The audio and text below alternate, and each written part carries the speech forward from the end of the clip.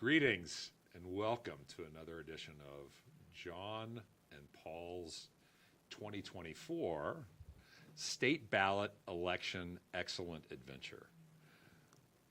We are going to talk about all of those Colorado ballot measures that came to you in this phone book-sized blue manual, or if you opted in, you can get them online now, so you can avoid the cost and the expense and the waste of the actual physical document.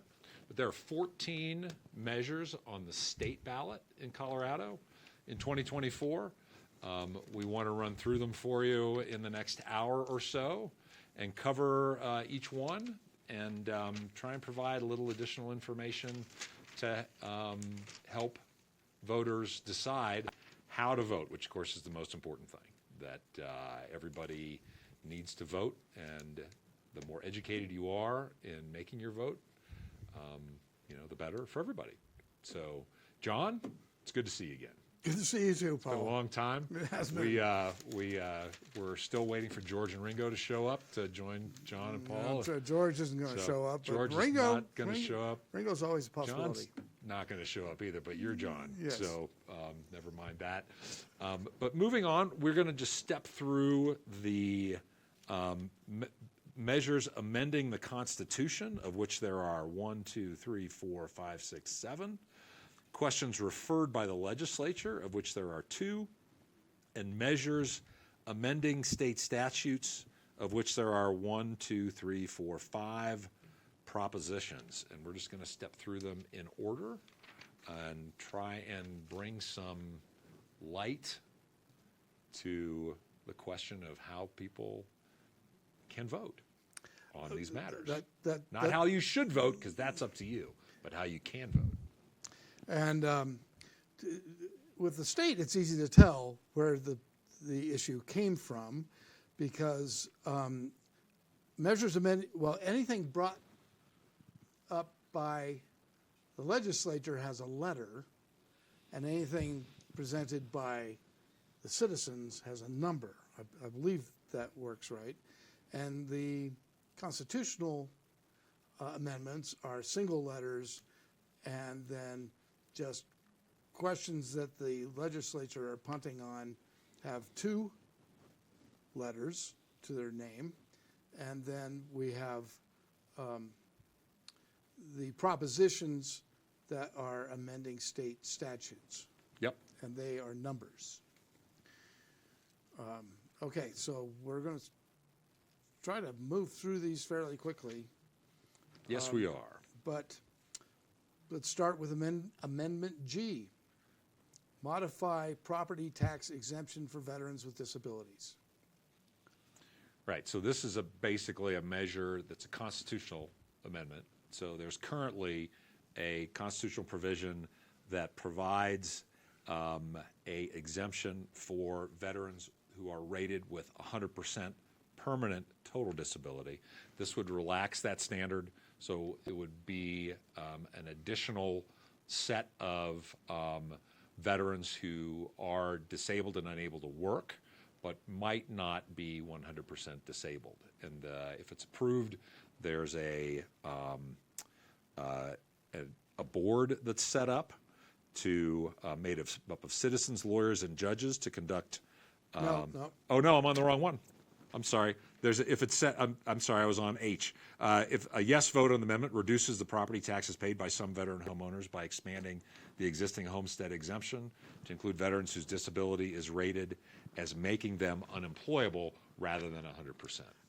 And just for you folks that perhaps aren't veterans, that have lived in the state for 20 years, I think, and you're over 65, you get the Homestead Act applies to you. Right. And it saves you, it saved me like $500 right. or something last year. So the average reduction is $590. Yeah. Yep. So disabled veterans need all the help they can get. So if you don't think disabled veterans that can't work, should have this exemption, then you want to vote no. If you don't think they should have it, then vote no.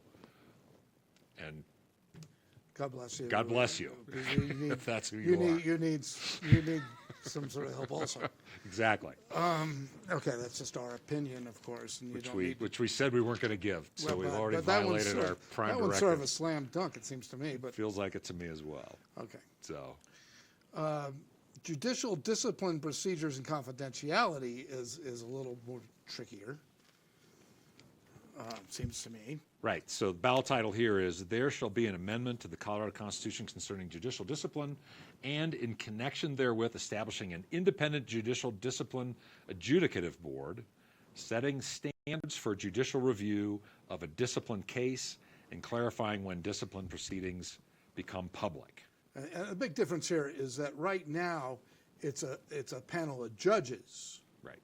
that determine whether someone has broken the judge rules. This makes it so that there's judges, lawyers, and citizens on Right. the panel. And the other thing is that right now, it's all secret, Right. unless you're actually found to have broken the rules. Broken a law, I think, actually. Yeah. Yeah, I Is think that right? I It's a think law. so. Yeah, I think so. I think in cases where the law is broken, at that point it becomes public. Whereas now, if this passes, if Amendment H passes, then it becomes public at the point where they've been accused, I think. But after it's gone through a couple of steps first to make sure it wasn't just frivolous. Right. But once a panel decides that, this needs to be investigated, then it becomes public. And I thought it's just it's judicial misconduct. Yeah, it is. So what it says is the adjudicative board consists of 4 district judges, Oh, 4 it is, attorneys, okay. I don't know if it's law or not. 4 citizens appointed by the Colorado Supreme Court and the governor. So it's not clear to me exactly how that appointment is made, because it's both the Supreme Court and the governor that are making the appointment. So the specifics of that aren't enumerated here.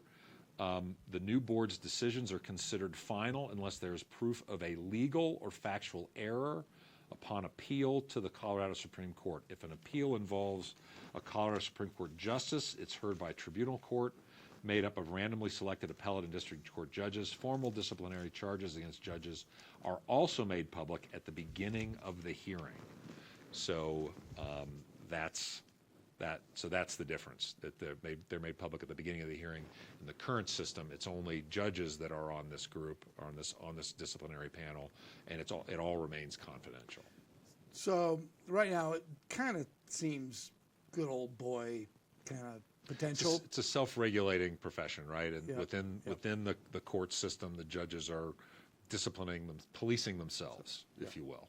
And this introduces some lawyers that might have some insight into judicial misconduct, and then just Some citizens, citizens that are appointed by the Supreme Court. They're still appointed by the Supreme Court and the governor. Right. So they could be politically whatever. So they could be politically connected, but in essence, the question is if you think that structure, that panel, is a better structure for assessing judicial discipline, then you'd want to vote yes. If you think that it's fine the way it is, think the judges are fine and that they self-regulate themselves in a reasonable way, then you would want to vote no. And this is probably something no one's ever really thought about. Doesn't come up. Something I've never thought about. No, it doesn't come up very Doesn't come up very often. often. But then a lot of it's kind of hidden too. So, Yep. I don't know. All right. Next, what do we got next? So the next one is I, constitutional bail exception for first-degree murder. So right now you can, judges can set bail for first-degree murder cases. They're actually required to set bail. Or they're required to set Yeah. bail. They cannot deny bail. They cannot deny bail. And so the difference is now they can deny bail if they think it fits the Right. facts that have been presented to them in a hearing. Right. Yep. And the amendment sets out a set of criteria for judges to consider, in denying bail. But essentially, it's if you're accused of first-degree murder, and a judge determines that those criteria are met, a judge can determine that it can deny bail and not, and so that that accused individual, again accused, not convicted, could be denied bail and could be remanded to custody until and through their trial. And it seems like the main philosophical argument against this is that you're innocent until proven guilty, and therefore you shouldn't have to spend time in jail if you're innocent. Right. Yeah, exactly. Right? Yep. Right? But the other side is like, well, there's overwhelming evidence that this person was involved in the crime, and but and they're a danger to their community, and they need to be incarcerated. Right, and the other thing they mention here is that this apparently was a provision that existed in Colorado courts up to the point where the death penalty was eliminated, and then this provision was inadvertently repealed. I don't know if that's true or not, but that's the part of the pro argument. Right. It used to be that judges could deny bail until just recently. Right. Yep. 2020. Yep. Till 2020. And so it's only been 4 years where they couldn't deny it. Right. So therefore. So if you believe that judges should have the discretion to deny a bail to first-degree murder defendants, then you would want to vote yes on this. If you don't, then you'd want to vote no. Okay. J, repealing this is a constitutional amendment, repealing the definition of marriage in the Constitution from a man and a woman to anyone who would like to get married. It doesn't. The way it's written, it feels like it's not offering an alternative definition. It feels like it's just repealing the definition of marriage in the Constitution, which I think we've talked about this previously in previous years. We have. It's legal in the state of Colorado. Right. It's one of these things where it's legal in the state of Colorado because the legislature decided that it was legal in the state of Colorado, but in the Constitution, it doesn't specifically say that same-sex marriage is legal.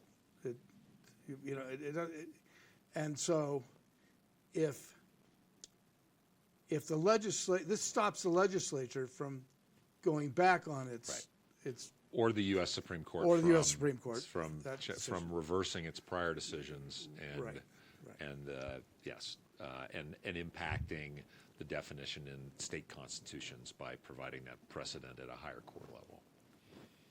Because it is the United States Supreme Court has decided that same-sex marriage is legal and constitutional. And constitutional, but as we know, they can change their mind. As we know, they can change their mind, and I believe they have recently, if I remember correctly. Yes, and so we'd end up in really exactly the same situation as the repeal of Roe v. Wade. So if you want to codify that in the state of Colorado, that marriage is not necessarily between a man and a woman, then you want to vote for this. Yep. Okay. All right.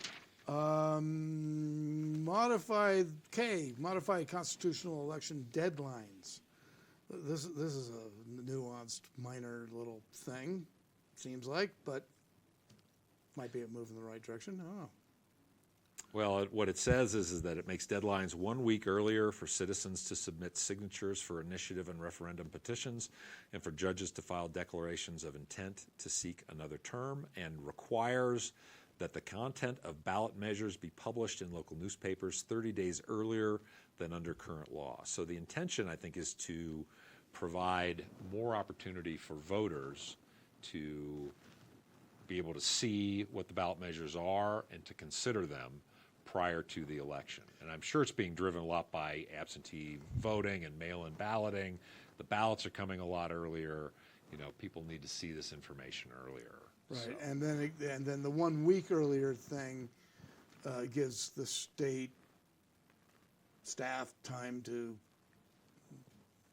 fulfill the 30-day thing. Right, yeah, Yeah. yeah. It reduces that kind of crunch time between the submission and the submission of the signatures and the date when that information has to actually be on the ballot, certified for the ballot. To me, this kind of falls into the, okay, why not? Well, I mean, you know, the only real argument I think against this is that it gives less time to collect signatures, which it really doesn't, because it just means you have to start collecting signatures a week earlier. So if you know a week earlier that you're going to be collecting signatures, you start collecting signatures a week earlier. So it requires some adapting on the part of groups that advocate for ballot measures. But I think the interest in providing information earlier to voters is a higher, you know, let me put it this way. If you believe that providing information to voters on ballot measures a week earlier is more important than giving an extra week for people to collect signatures when they could put that week on the front end, then you want to vote yes on this. Otherwise, you want to vote no. That's what I would say. What has? Okay, those were all letters. Those are all constitutional amendments. With letters. With letters. Which means they were presented by the legislature. By the legislature. Now there's 2 constitutional amendments with numbers, which means they were presented by citizens. By citizens. Yep. And the first one is a total third rail. The biggie. Don't want to be stepping anywhere close to this one, which is the constitutional right to an abortion. So this is Amendment 79. So let me just read what it says about this. Amendment 79 repeals the constitutional ban on public funding for abortion services, potentially allowing state and local money to be used to pay for abortions through Medicaid or state and local government employee health insurance plans. The measure, does not guarantee government-provided abortion funding. Future decisions on funding abortion services will be made by the Colorado legislature and local governments. So the language added to Colorado's Constitution in 1984 banning public funding on abortion services, which would be eliminated, is eliminated abortion services for Medicaid, the joint federal and state program that provides health care coverage for low-income individuals, and health insurance plans that are offered to state and local government employees. Those are the things that would be repealed. That would be taken away. So those would be, again, able to provide for abortion services under this amendment. But it wouldn't necessarily. Doesn't mean that the government's. It doesn't mean the government is going to put a line item in the budget to fund abortions. Right. That's not what this means. Right. It means they could if they wanted to. Yes. Okay. All sides of this come with a endless trainload of arguments, and I think philosophical arguments and emotional arguments, and I think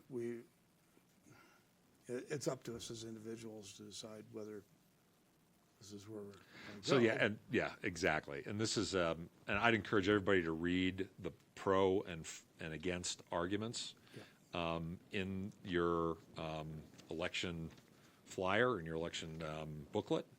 In the interest of time, we're not going to do that here today, but read those items and vote your conscience. Okay. And vote, and whatever you do, vote. Yep. That's a biggie. It is a biggie.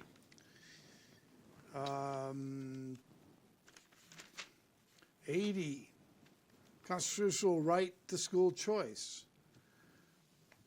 which I'm sort of surprised there isn't such a thing already, but because in Colorado it's legal. You can homeschool, you can have whatever school you want, but this would make it put it in the constitutional, so they couldn't change the law. Right. Some things like this is sort of like, well, what if I want my kids to be taught by chipmunks. I mean, there are other rules about what constitutes a school, right? Yep. I mean, there's other state statutes and that sort of thing that determines that this qualifies because it is a parental. I think it's a law that the parents are responsible for the schooling of their children. And under current Colorado law, students may attend any public school for free, even if they do not live in the school district. So that's unique, which Yeah. means Down Valley folks, there's a lot of them who attend Aspen School District. Mm-hmm. Good example. There are administrative regulations that school districts can apply to out of district, but there's no law prohibiting students from attending in a different district if the school district will permit it administratively. So that's I think basically what happens is that the district that you live in kind of becomes your default district, and you can appeal to attend in another district based on their rules. Mm-hmm. So we already have all these rights per statute, and this codifies it into the Constitution. Yes, that's exactly what that does. So if you believe that Colorado should have that, you'd want to vote yes. If you believe that the current law is fine, you would want to vote no on that. JJ, now we've moved into questions referred by the legislature. These are not constitutional amendments anymore. These are statutes, could become statutes, I believe is the way it works. And JJ is retain additional sports betting tax revenue. Right now there's a tax. If you bet on sports online in Colorado, People do that? Is betting on sports a thing? Yeah. In fact, it's such a thing that they're making a lot more money than they thought they were going to. They're making a lot more money. It's become huge. It's become gargantuan. So there's been for some reason they put a limit when they legalized sports gambling in Colorado. They put a limit on the amount of tax revenue that the state could get at $29 million. Well, it's exploded, and there's a lot more money the state is bringing in a lot more money than the $29 million, or will, I guess. They haven't so far, but it looks like probably this year they will. And then going forward, it looks like it's going to just keep accelerating. And so under the present law, they'd have to refund that money to the bookies, basically. Yeah, I'm not sure how they would refund it. If it would go into the Tabor pool for refunding and then kind of be distributed, I'm not sure. No, it goes back to the casinos. Oh, does it? Yeah, it goes back. Oh, okay. Well, It goes back to the casinos and sports betting operators. Okay. Or we can keep it, the state can keep it. So it doesn't go back to the gamblers. It doesn't go back to the gamblers. We're the ones who actually paid it. No. Sorry, gamblers. Yeah, no, that's right. It goes back to the people, to the bookies. And instead, it can be used for water projects, which is what the money right now for the sports gambling tax goes into state water projects.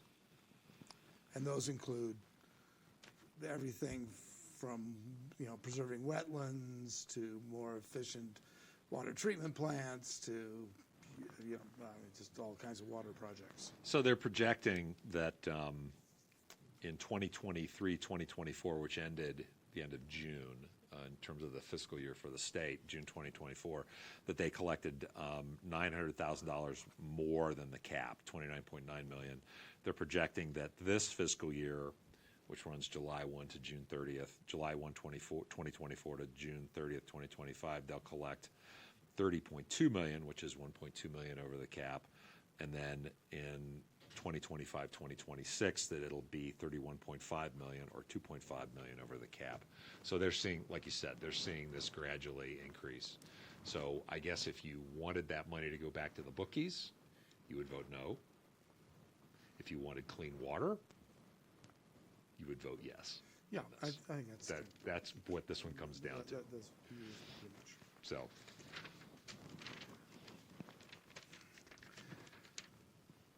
Oh boy, this is kind of another. Could be controversial a little bit. KK, firearms and ammunition excise tax. So the state legislature is asking if you want a tax on firearms, firearm parts, ammunition, and that tax would be used for crime victim services, victims of crimes, services to folks who were victims of crimes, mental health services for veterans and youth, and school safety programs. Those are all good causes, I think. yep. And the question is taxing ammunition and guns the way to pay for that stuff? So it's a 6.5% tax. It's essentially an additional sales tax on the sale of ammunition in the state of Colorado. So every $100 on ammunition you would spend, in addition to the sales tax in the jurisdiction, you would pay another $6.50 in this special tax for your ammo, is what this means. And I'd encourage voters who have an interest in this area to look closely at this in terms of what those programs would be, and if you think the money would be spent in a way that's beneficial. Obviously, if you support that, then you would want to vote yes.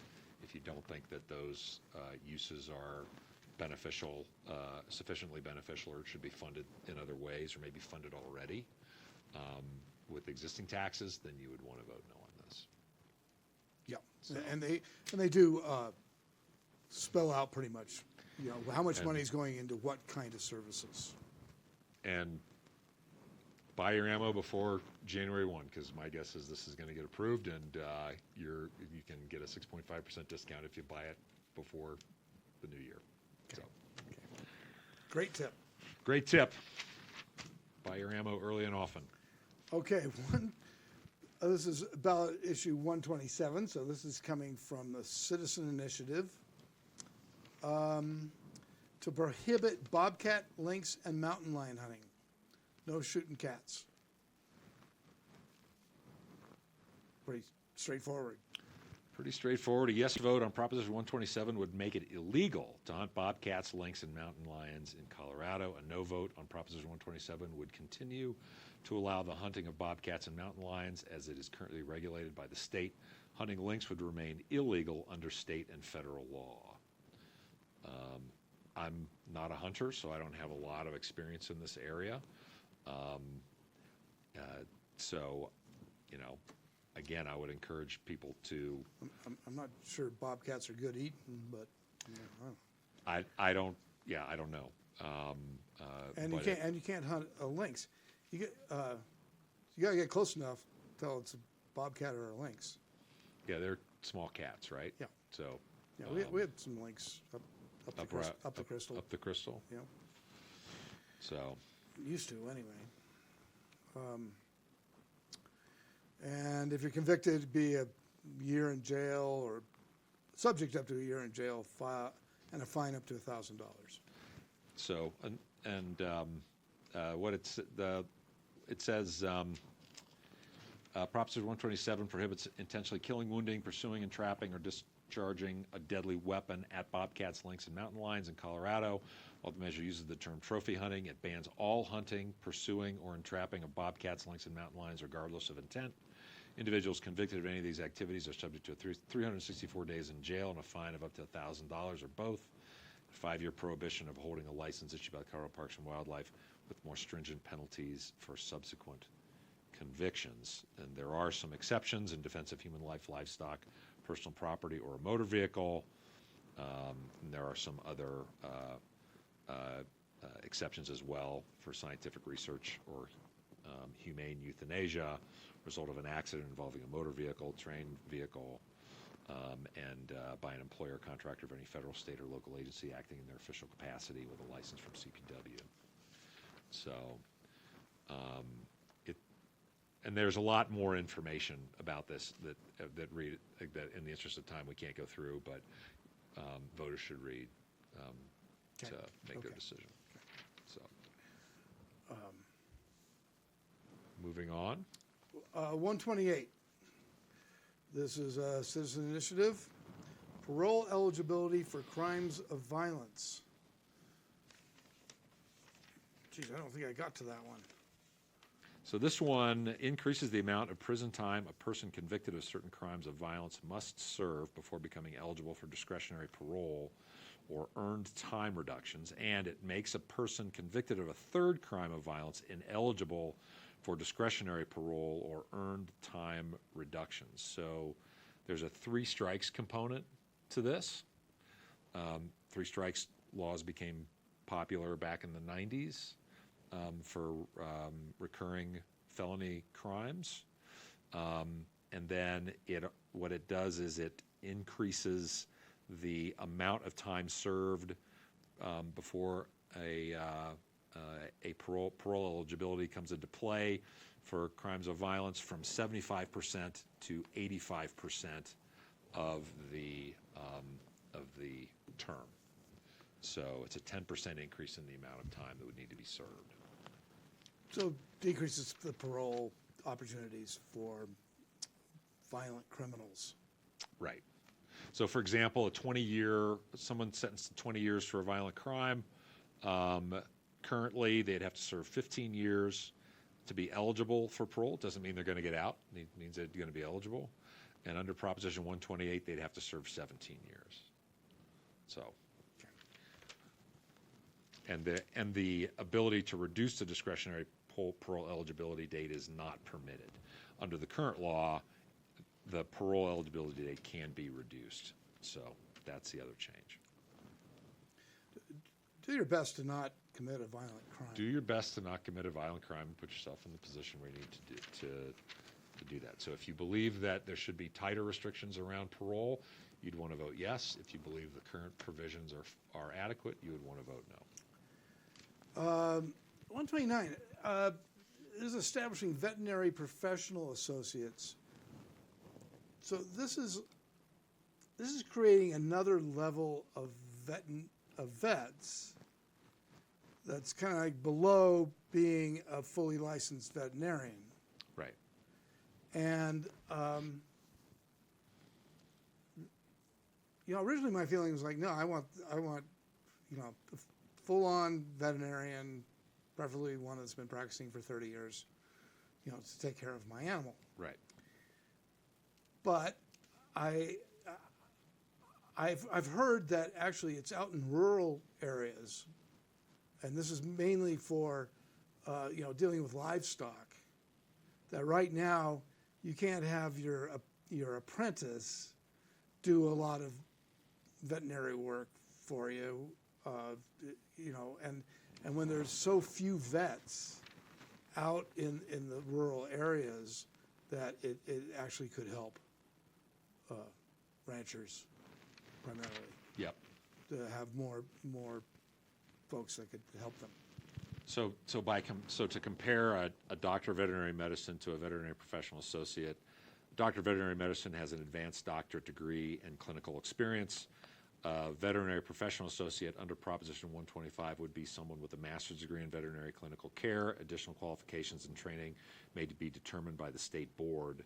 And then the scope of practice for a DVM, doctor of veterinary medicine, of course, it performs all level of care, including diagnosis, prognosis, prescribing, medications, surgery, responsible for all supervision of all veterinary care. And then a veterinary professional associate under 129 would be perform tasks that are within the individual's advanced education and training, and the full scope of practice, again, needs to be determined by the veterinary board. So I think what they're trying to do here, again, is to expand the resources that are available for all medical care and allow DVMs to really focus their practice on the higher levels of care. So. Okay. So these people are more than the vet tech. More than the vet tech, less than a DVM. That gives your dog a shot or whatever. Yep. They're kind of in between. Yep. 130, citizen initiative, funding for law enforcement. proposes amending the Colorado statutes to direct the state to spend $350 million to help recruit, train, and retain local law enforcement officers and provide additional benefit for a family of officers killed in the line of duty. My only question about this is where the money comes from, because there's no tax increase or anything. So the money's got to come From somewhere. somewhere else. So somebody's getting their budget cut to do this. That's my only question about that. Well, and it also looks like this is a one-time fund of $350 million. It's not an annual appropriation. So what it says is that Proposition 130 requires the state legislature to set aside $350 million in a new fund. It doesn't say where that money comes from. They'd have to allocate it out of their general funds, I assume, to fund and issue grants to local law enforcement agencies and provide death benefits to law enforcement officers killed in the line of duty. This money would be spent over multiple years. The precise timing of this spending will be determined by the state legislature and the CDPS. Some of the money will be spent by CDPS on grant administration.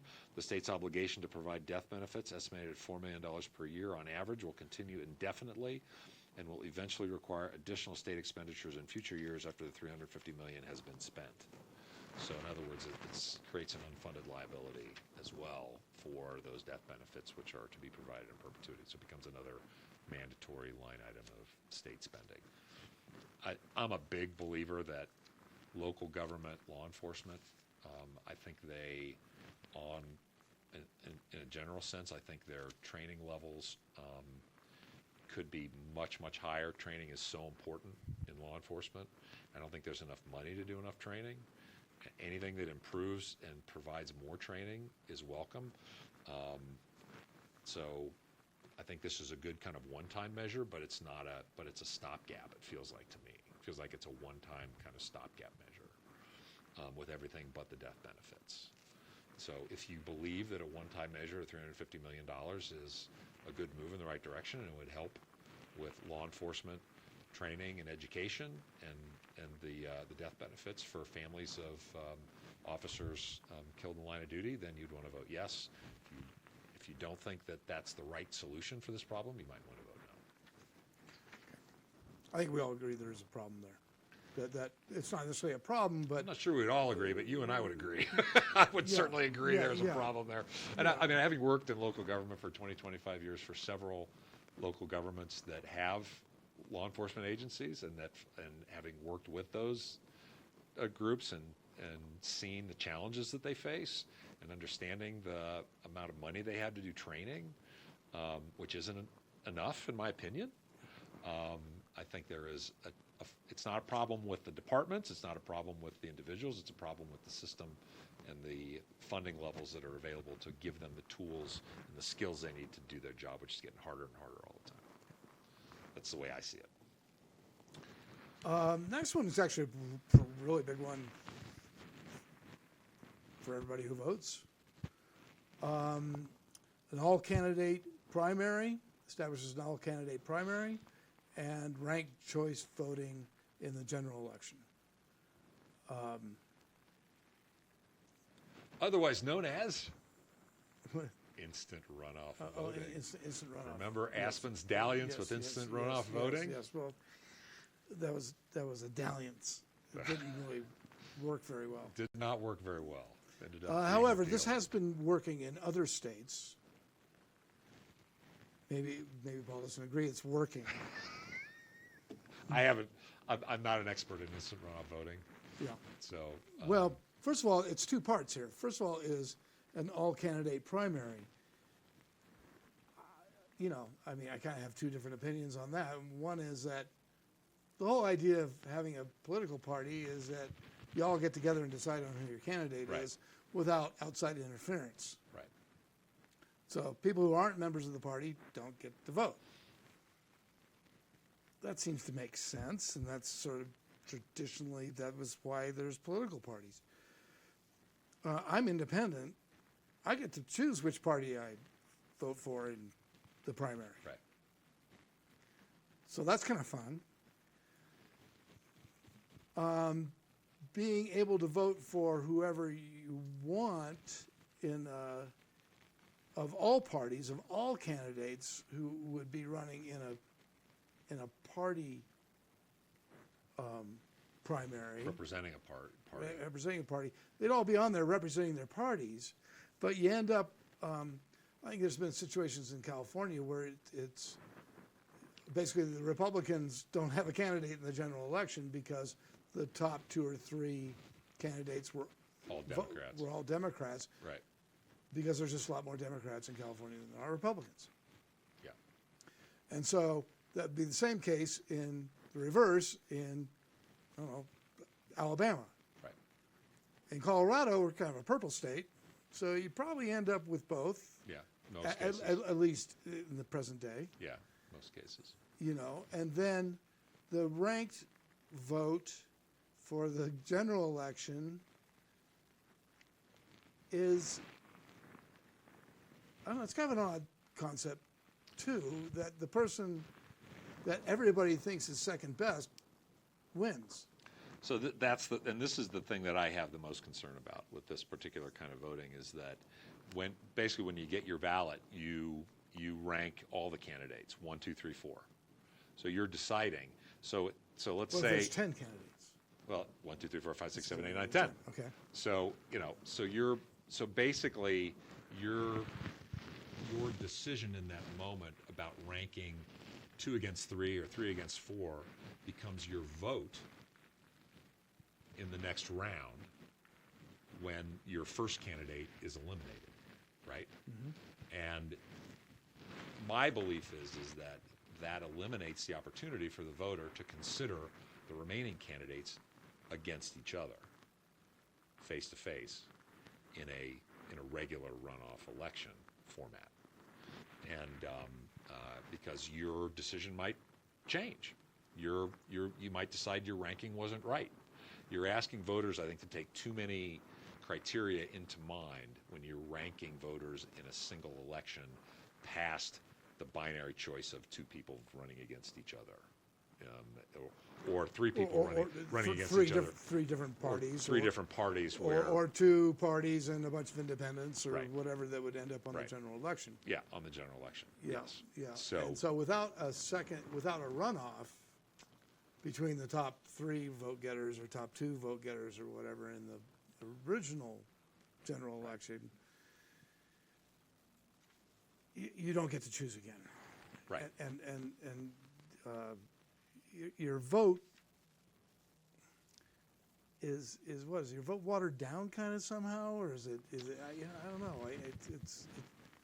Well, your vote isn't watered down, but you lose the opportunity to reconsider the remaining candidates. Is what you in a kind of a refreshed discussion of the issues with the elimination of the candidates who didn't make it to the final round, and that's kind of the way you make decisions, right? And so you're being asked to kind of pre-make that decision at the time of the primary. So really what I'm calling the primary, right? It basically becomes a single election with a series of tabulations that occur kind of behind a curtain with a voting machine that's tabulating everybody's ranked choices using an algorithm that you can't see. Now, those can be tested. Those can be proven to be valid.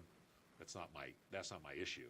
My issue isn't with the technology or the math. My issue is with the individual's opportunity to consider candidates head-to-head against each other in the dynamic of a head-to-head election where those candidates who have been eliminated are. I'm just curious about whether, okay, so let's say there's a Republican and a Democrat, and Lyndon LaRouche, and everybody votes either for the Republican or the Democrat 1, 2, and number 3, LaRouche, everybody votes for is number 3. Does he somehow get? He could. He could win. Yeah, he could. He could end up with enough ranked votes to get to the next level. That's possible. So those are the kinds of perverse. Well, but the next level happens immediately, right? I mean, it's an algorithm. Well, you don't get to vote again. So So that third place person that everybody voted for third place. Well, you would vote for, well, you would vote for two. So if there's three candidates and Oh, you only vote for two. You'd only vote for two. Oh, okay. So you would vote for two. So you don't. So Well, you're ranking them though. so so what happens is you rank, and then the top two get to move forward. Oh, so there is a runoff. So there would be, so and depending on, and this is the I thing, thought it was a virtual runoff. well, there are different structures, right? There are different structures that can be implemented. It can be more than one round of voting, to your point about ranking. And so, and so even like in, so even in voting for candidates, in multiple candidates, you might decide to bullet vote. You might decide to only vote for one candidate and not vote for a second candidate. And there might be a cohort of voters who have a certain candidates that's their guy, and they don't want to add votes to another candidate that doesn't represent their interests. So they would only vote once. Oh, okay. So it's not. It is a automatic runoff, right? What did you call it? Instant runoff. Instant runoff, and so it's by if one candidate gets more than 50%, they win, right? And then, but if no one gets more than 50%, then The candidate with the fewest first place votes is eliminated. Right, and then they retabulate. Okay, so you keep retabulating. And so it's that retabulation I see. that creates the potential, depending on the number of candidates. But in my scenario, the person who everybody votes for third cannot win because nobody voted for him first. In that case, that's right. Yeah, okay. But there are opportunities for gaming, and so that's the concern. People go back and go to the Aspen Times and Aspen Daily News archive and type in instant runoff voting, and go back and look at those stories from 2008, 2009, 2010, when the city was attempting to implement instant runoff voting, and the challenges that they had that ultimately resulted in their decision to go away from that structure. So. Okay. So anyway. There you go. So if you think instant runoff voting is a good idea, the intention is for it to be more efficient and to reduce the cost of elections. Okay. Then you would want to vote yes on this. If you believe that voters should have a chance to consider candidates in actual runoff elections head-to-head against each other with other candidates who didn't receive enough votes eliminated, not in the discussion, so you can make a decision because you might change your mind about if it was your second or third candidate, then you should vote no. It just sounds way too complicated for you than vote no. Well, I think we probably confuse people. Yeah. It certainly has the most pages. Yeah. So So there's a lot of information. A lot of information, but thankfully that was the last Okay. item. So, wow, we did the last thing. We got through it. Thanks for watching. Hopefully it was kind of helpful somehow. I think obviously Paul was much more helpful than I was. I don't know about that. Oh, yeah. I'm just the straw man here. So. Another year of excellent adventuring. Yes, that was fun. It was fun. Thank you, John. It's a great time. Thank you, Paul. Okay. Go vote. Go vote.